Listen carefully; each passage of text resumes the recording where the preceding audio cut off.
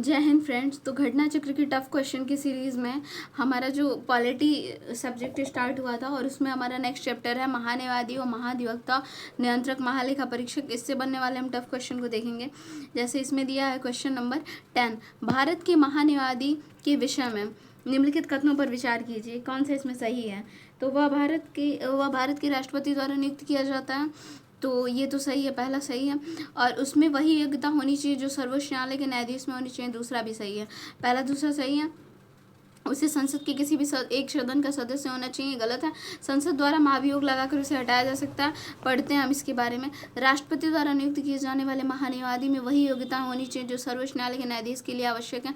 भारत का महान्यायाधीश संसद का एक सदस्य नहीं होता है, परंतु वह किसी भी सदन में सदनों की संयुक्त बैठक में और संसद की किसी समिति में जिसमें उसका नाम सदस्य के रूप में दिया गया बोल सकता है, भाग ले सकता है, किंतु अपना मत नहीं दे सकता।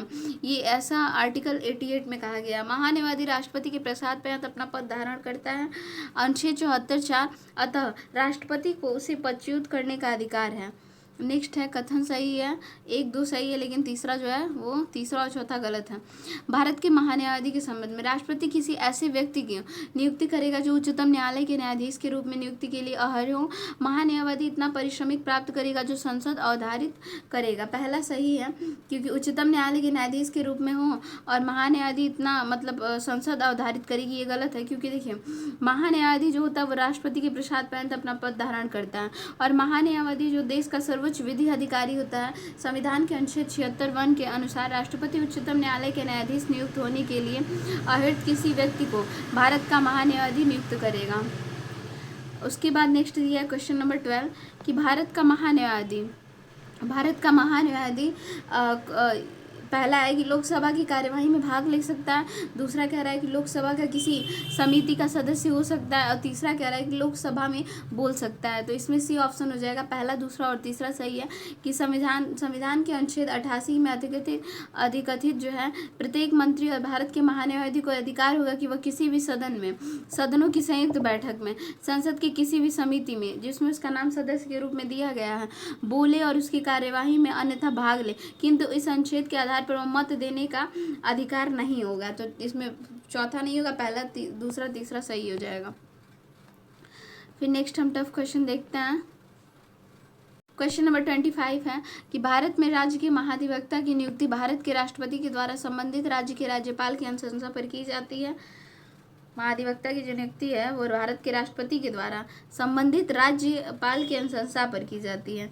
क्या ये सही है? ये गलत है। सिविल प्रक्रिया संहिता के उपबंधों के अनुसार पर राज्य स्तर पर उच्च न्यायालयों की मूल अपीली और सलाहकारी अधिकारिता होती है, तो डी हो जाएगा। इसमें दोनों ही गलत है, पढ़ते हैं क्यों।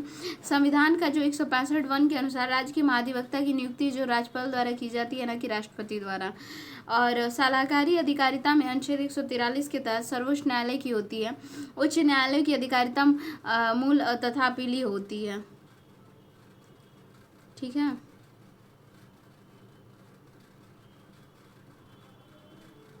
तो इसमें डी हो जाएगा।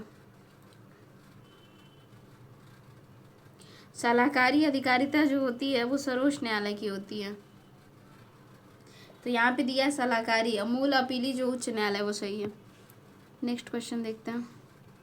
क्वेश्चन है 33, नियंत्रक एवं महालेखा परीक्षक का कर्तव्य न केवल व्यय की वैधता सुनिश्चित करता है अपितु औचित्य भी है। उसे वित्तीय प्रशासन के क्षेत्र में संविधान और संसद को कानूनों को बनाए रखना है। तो इसमें क्या, नियंत्रक एवं महालेखा परीक्षक का कर्तव्य न केवल व्यय की वैधता सुनिश्चित करना है अपितु औचित्य भी है। उसे वित्तीय प्रशासन के क्षेत्र में संविधान और संसद के कानून बनाए रखना। इसमें बी होगा, ये यार दोनों सही है। और व्याख्या भी, नियंत्रक एवं महालेखा परीक्षक का जो कर्तव्य व्यय की अवैधता और औचित्य दोनों ही सुनिश्चित करना है, क्योंकि उसे यह निर्धारित करना है कि वित्तीय प्रशासन के क्षेत्र में संविधान और संसद के कानूनों का अनुपालन हो रहा है अथवा नहीं। इस प्रकार प्रश्नगत जो है गत कथन और कारण दोनों सही है तथा कारण कथन की सही व्याख्या है। फिर नेक्स्ट है, निम्नलिखित कर्तव्यों में से कौन से एक भारत के नियंत्रक एवं महालेखा परीक्षक द्वारा पालन नहीं किया जाता है। तो वो है सार्वजनिक धन की प्राप्ति और निर्गम का नियंत्रण करना और ये सुनिश्चित करना कि सार्वजनिक राजस्व राजकोष में जमा हो। क्या कह रहा है इसमें कि भारत के नियंत्रक एवं महालेखा परीक्षक द्वारा पालन नहीं किया जाता है। भारत की संचित निधि से होने वाले सभी व्ययों का लेखा परीक्षण और उनका संबंध में प्रतिवेदन प्रस्तुत करना ये गलत है। हाँ, ये किया जाता है, सॉरी, मतलब इसमें ना कौन सा पालन नहीं किया जा सकता है, तो ये डी है। और किया जाता है तो भारत की संचित निधि से होने वाले जो भी व्यय वगैरह का लेखा परीक्षण वगैरह, ठीक है। आकस्मिकता निधि और लोक लेखाओं में होने वाले सभी व्यय लोक परीक्षा करना, उनके संबंध में प्रतिवेदन प्रस्तुत करना, ये भी है। सभी व्यापार, निर्माण, लाभ, हानि लेखाओं को लेखा परीक्षा करना, उनके संबंध में प्रतिवेदन प्रस्तुत करना। ए बी सी जो है वो सही है, लेकिन डी जो है गलत है। सार्वजनिक धन की प्राप्ति में निर्गम का नियंत्रण करना और ये सुनिश्चित करना कि सार्वजनिक राजस्व राजकोष में जमा हो। अब यहाँ पढ़ लेते हैं कि भारत में नियंत्रक महालेखा परीक्षक सार्वजनिक धन की प्राप्ति और निर्गम पर नियंत्रण का कार्य नहीं करता, बल्कि इसकी लेखा परीक्षा करता है। बल्कि क्या करता है? इसकी लेखा परीक्षा करता है। नियंत्रण एवं महालेखा परीक्षा के निम्नलिखित कार्य कर्तव्य हैं। वह केंद्र और राज्य सरकार के राजस्वों से भारत के अंदर तथा बाहर किए गए व्ययों की लेन देन की लेखा परीक्षा करता है। वह व्यापारिक निर्माण संबंधी लाभ तथा हानि की लेखों की लेखा परीक्षा करता है। वह भंडार गृहों की लेखा परीक्षा करता है। राष्ट्रपति के आदेश पर वह स्थानीय निकायों की लेखा परीक्षा करता है, जैसे राष्ट्रपति के आदेश पर। वह सरकारी कंपनियों एवं निगमों के लेखा परीक्षण में महत्वपूर्ण भूमिका निभाता है। नेक्स्ट दिया, नियंत्रक एवं महालेखा परीक्षक का कर्तव्य होगा कि उन सभी प्राप्तियों की लेखा परीक्षा करे जो भारत की संचित निधि में है। तो दोनों सही है, पहला सही है। और नियंत्रक महालेखा परीक्षक जो संघ या किसी राज्य के किसी कार्यालय विभाग में रखे गए भंडारों स्टॉक के लेखाओं की लेखा परीक्षा करना, उनकी रिपोर्ट देने का प्राधिकार होगा। पहला दूसरा दोनों सत्य है। कितना बड़ा बड़ा क्वेश्चन दिया है। लोक निधि के फलोत्पादक और आशायित प्रयोग की सुरक्षित करने के साथ साथ भारत में कैग की कार्यालय का महत्व क्या है? इसमें देखते हैं, सी होगा। देखिए, कैग संसद की ओर से राजकोष पर नियंत्रण रखता है जब भारत का राष्ट्रपति राष्ट्रीय वित्तीय आपातकाल घोषित करता है, तो ये गलत है। राजकोष से कोई संबंध नहीं। कैग की मंत्रालय द्वारा कार्यान्वित परियोजनाओं कार्यक्रमों पर जारी किए गए प्रतिवेदन पर लोक लेखा समिति विचार विमर्श करता है, ये सही है। फिर एक कैग प्रतिवेदनों से मिली जानकारियों के आधार पर जांचकर्ता एजेंसियों उन लोगों के विरुद्ध आरोप दाखिल कर सकती है जिन्हें लोक निधि प्रबंधन में कानून का उल्लंघन किया, ये भी सही है। कैग को एक निश्चित न्यायिक शक्तियां प्राप्त है कि सरकारी कंपनियों की लेखा परीक्षा और लेखा जांचते समय वह कानून का उल्लंघन करने वालों को अभियोग लगा सके, ये भी गलत है। इसका देखते हैं। जो अनुच्छेद 148 के तहत भारत के नियंत्रक एवं महालेखा परीक्षक पद का सृजन किया गया है, जिसे संघ के राज्यों के लेखाओं के संबंध में विशेष नियंत्रक एवं अधीक्षण शक्तियां प्रदान की गई है। इसके द्वारा प्रस्तुत लेखाओं पर संसद की लोक लेखा समिति में विचार विमर्श होता है कि इसके प्रतिवेदनों के आधार पर जांच एजेंसियां आरोपियों के विरुद्ध आरोप पत्र दाखिल कर सकती हैं। अन्य दोनों प्रश्नगत जो हैं वो कथन सही नहीं है। यहाँ जो दिया है ना, पहला तो गलत ही है, चौथा क्यों गलत है कि न्यायिक शक्तियां प्राप्त हैं कि सरकारी कंपनियों की लेखा परीक्षा की लेखा जांच करते समय अगर कोई कानून का उल्लंघन किया है तो उस पर अभियोग लगाए, तो ये सब गलत है। ठीक है,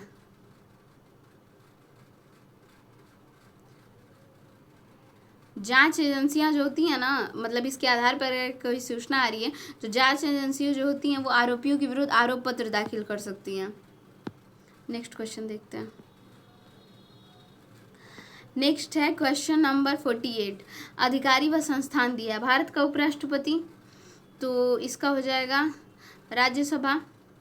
उसके बाद नेक्स्ट दिया भारत का नियंत्रक एवं महालेखा परीक्षक लोक लेखा समिति, भारत का महाधिवक्ता, तो इसका हो जाएगा भारत का महाधिवक्ता। उच्चतम न्यायालय, भारत का महान्यायवादी, तो ये लोकसभा की बैठक। फिर नेक्स्ट क्वेश्चन, वरीयता अनुक्रम आ गया। वरीयता अनुक्रम में देखेंगे अधिकारियों की विचार कीजिए इसमें, तो सी हो जाएगा पहले। चौथा, भारत के मुख्य न्यायाधीश, फिर संघीय मंत्रिमंडल के सदस्य, फिर मुख्य निर्वाचन आयुक्त और उसके बाद मंत्रिमंडल सचिव। 4 3 2 1 हो जाएगा। वरीयता क्रम यहाँ से हम समझ लेते हैं, पहले राष्ट्रपति, फिर उपराष्ट्रपति, फिर प्रधानमंत्री, फिर राज्यों के राज्यपाल। 4 तक तो सबका क्लियर होता है। फिर है कि भूतपूर्व राष्ट्रपति और उप प्रधानमंत्री। भूतपूर्व राष्ट्रपति आएंगे, फिर उप प्रधानमंत्री 5 में, फिर है भारत के मुख्य न्यायाधीश, लोकसभा अध्यक्ष, केंद्र के कैबिनेट मंत्री और राज्यसभा और लोकसभा के विपक्ष के नेता और नीति आयोग के उपाध्यक्ष, फिर भूतपूर्व पूर्व प्रधानमंत्री, राज्यों के मुख्यमंत्री, फिर भारत रत्न से सम्मानित व्यक्ति, भारत स्थित विदेशों के असाधारण और पूर्णाधिकारी राजदूत तथा राष्ट्रमंडल के देशों के उच्चायुक्त, राज्यों के राज्यपाल, राज्यों के मुख्यमंत्री, सर्वोच्च न्यायालय के न्यायाधीश, संघ लोक सेवा आयोग के अध्यक्ष, नियंत्रक एवं महालेखा परीक्षक के मुख्य निर्वाचन आयुक्त, राज्यसभा के उपसभापति, लोकसभा के उपाध्यक्ष, नीति आयोग के सदस्य और राज्यों के उप मुख्यमंत्री, केंद्र और राज्य मंत्री। वरीयता क्रम को थोड़ा क्वेश्चन से भी देख लेते हैं और ऐसे भी देख लें। अब हम देखेंगे नेक्स्ट जो हमारा चैप्टर स्टार्ट हो रहा है वो संसद, बहुत इंपॉर्टेंट है। इसमें लोकसभा का क्वेश्चन हम देखेंगे, जितने भी टफ क्वेश्चन है इसमें भी हम टफ ही क्वेश्चन लेंगे। वन लाइनर थोड़ा खुद से करना है। घटना चक्र इतनी मोटी मोटी बुक है और एग्ज़ाम 27 जुलाई को है और आज डेट भी कितना हो गया है, तो आज का डेट है 9 जून हो गया है, इसलिए हम लोग को थोड़ा ध्यान रखना है। अगर पूरी बुक को मैं कवर कराऊंगी तो नहीं हो पाएगा, इसलिए मैं ओनली टफ क्वेश्चन करवा रही हूँ और जो वन लाइनर है वो खुद से आप लोग करें। नेक्स्ट है लोकसभा के लिए निर्वाचन के बारे में कौन सा कथन सही नहीं है। दिया है निर्वाचनों के लिए मतदाताओं की सूची को राष्ट्रपति के निर्देशन और नियंत्रण में तैयार किया जाता है, ये सही नहीं है। बाकी निर्वाचन वयस्क मताधिकार पे होता है, ये सही है। निर्वाचनों में संचालन निर्वाचन आयोग करता है, ये भी सही है। निर्वाचन आयोग के अनुरोध पर राष्ट्रपति निर्वाचन आयोग उसके कार्यों के निर्वहन के लिए आवश्यक कर्मचारी वृंद उपलब्ध कराते हैं, ये भी सही है। तो इसमें सही नहीं था ये। देखिए सी, भारत में संसद और प्रत्येक राज्य के विधानमंडलों के लिए कराए जाने वाले सभी निर्वाचन और राष्ट्रपति और उपराष्ट्रपति पदों के लिए मतदाता सूची तैयार करने का कार्य जो होता है वो केंद्रीय निर्वाचन आयोग के निर्देशन और नियंत्रण में किया जाता है, ना कि राष्ट्रपति के। अनुच्छेद 324(1). अब हम नेक्स्ट देखेंगे इसमें लोकसभा के निर्वाचन के लिए नामांकन पत्र, तो इसका हो जाएगा सी, भारत के किसी नागरिक द्वारा जिसका नाम किसी निर्वाचन क्षेत्र की मतदाता सूची में हो दाखिल किया जा सकता है। किसका? भारत के किसी भी नागरिक का द्वारा जिसका नाम किसी निर्वाचन के क्षेत्र की मतदाता सूची में हो दाखिल किया जा सकता है। लोक प्रतिनिधित्व अधिनियम 1951 की धारा 4 के अनुसार लोकसभा सदस्य के निर्वाचन के लिए किसी भी सामान्य सीट से नामांकन पत्र दाखिल करने के लिए किसी नागरिक को किसी राज्य या संघ राज्य क्षेत्र के किसी निर्वाचन क्षेत्र को पंजीकृत मतदाता होना जरूरी है। अनुसूचित जातियों के लिए आरक्षित लोकसभा सीटों पर नामांकन के लिए किसी भी राज्य की अनुसूचित जाति का सदस्य होना तथा किसी भी संसदीय निर्वाचन क्षेत्र में पंजीकृत मतदाता होना आवश्यक है। ठीक है, नेक्स्ट क्वेश्चन हम देखेंगे। इसमें नेक्स्ट सभी वन लाइनर दिए हुए हैं, वन लाइनर को खुद से कवर करना है। मैं ओनली टफ क्वेश्चन देखूंगी, जैसे मिलान वाले, कथन वाले प्लस स्टेटमेंट। देखिए यहाँ पे क्वेश्चन नंबर 31, भारत का राष्ट्रपति ऐसे स्थान पर है जिसे वह ठीक समझे, संसद का सत्र आहूत कर सकता है। भारत का संविधान 1 वर्ष में संसद के 3 सत्रों का प्रावधान है, किंतु सभी 3 सत्रों को चलाया जाना अनिवार्य है। इसमें पहला जो है ये सही है, भारत का राष्ट्रपति ऐसे स्थान पर है जिसे वह ठीक समझे, संसद का सत्र आहूत कर सकता है। दूसरा जो है ये गलत है कि भारत का संविधान 1 वर्ष में संसद के 3 सत्रों का प्रावधान करता है, किंतु सभी 3 सत्रों को चलाया जाना अनिवार्य नहीं है। 1 वर्ष में दिनों की कोई न्यूनतम संख्या निर्धारित नहीं जब संसद का चलना आवश्यक हो, तो ये भी सही है। कोई मतलब न्यूनतम संख्या नहीं निर्धारित है कि कब तक चलेगा, इसलिए दूसरा जो गलत है। भारतीय संविधान का जो अनुच्छेद है 85(1) में वर्णित है कि राष्ट्रपति समय समय पर संसद के प्रत्येक सदन को ऐसे समय और स्थान पर जो कि वह ठीक समझे अधिवेशन के लिए आहूत करेगा, किंतु उसके एक सत्र की अंतिम बैठक और आगामी सत्र की प्रथम बैठक के लिए नियत तारीख जो होती है 6 माह के अंतर नहीं होगा। अतः इससे स्पष्ट है कि भारत का राष्ट्रपति ऐसे स्थान पर जिसे वह ठीक समझे संसद का सत्र आहूत कर सकता है। अनुच्छेद 85(1) में यह अर्थ भी लगाया जा सकता है कि 2 अधिवेशन बैठकों के मध्य 6 मास से अधिक अंतर नहीं होगा। अतः संविधान का 1 वर्ष में संसद के न्यूनतम 2 सत्रों का प्रावधान करता है, परंतु 1 वर्ष में दिनों की कोई न्यूनतम संख्या निर्धारित नहीं है कि संसद का चलना आवश्यक हो। नेक्स्ट क्वेश्चन देखेंगे। लोकसभा का कार्यकाल तो आपातकाल की घोषणा के दौरान एक बार में 1 वर्ष तक के लिए बढ़ाया जा सकता है। नेक्स्ट सारा वन लाइनर फैक्ट दिया है, यहाँ दिया है आंध्र सही नहीं है, जैसे यहाँ दिया आंध्र प्रदेश के बारे में। तो देखिए आंध्र प्रदेश क्या है, लोकसभा मतलब प्रतिनिधित्व तो आंध्र प्रदेश में, तो आंध्र प्रदेश का हो जाएगा, यहाँ से देख लेते हैं हम, इसमें सारा दिया है। पंजाब में लोकसभा स्थान 13 है, असम में 14, गुजरात में 26, राजस्थान में 25, मध्य प्रदेश में 29, तमिलनाडु में 39, आंध्र प्रदेश में 25, पश्चिम बंगाल में 42, छत्तीसगढ़ में 11, महाराष्ट्र में 48। बाकी सारा वन लाइनर फैक्ट है। यहाँ क्वेश्चन एक दिया है यहाँ पे फिर 60, लोकसभा अथवा राज्य की विधानसभाओं के निर्वाचन में जीतने वाले उम्मीदवारों को निर्वाचित घोषित किए जाने के लिए किए गए मतदान को कम से कम 50% मत पाना अनिवार्य है। गलत है। और फिर है भारत के संविधान में अधिकथित उपबंधों के अनुसार लोकसभा में अध्यक्ष का पद बहुमत वाले दल को जाता है तथा उपाध्यक्ष का पद किसको जाता है, विपक्ष को जाता है। डी ऑप्शन हो जाएगा इसमें। लोकसभा अथवा राज्य की विधानसभा के निर्वाचन में जीतने वाले उम्मीदवार को निर्वाचित घोषित किए जाने के लिए किए गए मतदान को कम से कम, तो यहाँ पे हम देखिए दोनों ही गलत हैं। लोकसभा अथवा राज्य विधानसभाओं में चुनाव फर्स्ट पास्ट द पोस्ट पद्धति के आधार पर कराए जाते हैं। इसके तहत राज्य केंद्र शासित प्रदेशों को अलग अलग चुनाव क्षेत्रों में बांटा जाता है। क्षेत्र विशेष मतदाता एक उम्मीदवार के लिए एक मत देते हैं। सर्वाधिक मत प्राप्त करने वाले उम्मीदवार विजयी घोषित होते हैं। जीतने वाले उम्मीदवार को 50% मत प्राप्त करना अनिवार्य नहीं है, यहाँ अनिवार्य है लिखा था। इसके अलावा भारतीय संविधान के अनुच्छेद 93 के प्रावधान के तहत लोकसभा यथाशीघ्र 2 सदस्यों को अपना अध्यक्ष और उपाध्यक्ष चुनती है। हालांकि ऐसी परंपरा रही है कि अध्यक्ष सत्तारूढ़ पार्टी या गठबंधन का सदस्य तथा उपाध्यक्ष विपक्षी पार्टी सदस्य होता है। लेकिन यहाँ क्या दिया है